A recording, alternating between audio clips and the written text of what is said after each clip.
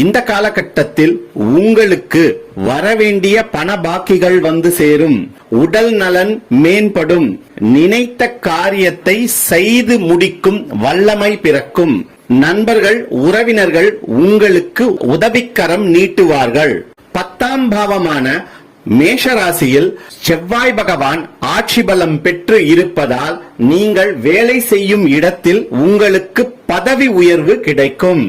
உங்கள் மேல் அதிகாரி உங்களுக்கு ஆதரவு கரம் நீட்டுவார். மாணவர்களுக்கு படிப்பில் ஆர்வம் அதிகரிக்கும். 9ஆம் பாவமான மீன ராசியில் ராகு பகவான் தொடர்வதால் உங்கள் தந்தையின் உடல் நலனில் கவனம் தேவை. பூர்வீக சொத்தில் இருந்து வந்த வில்லங்கங்கள் விலகும். வெளி உணவை தவிர்ப்பது மேலும் உங்களுக்கு நன்மை பயக்கும். 8ஆம் பாவமான கும்பராசியில்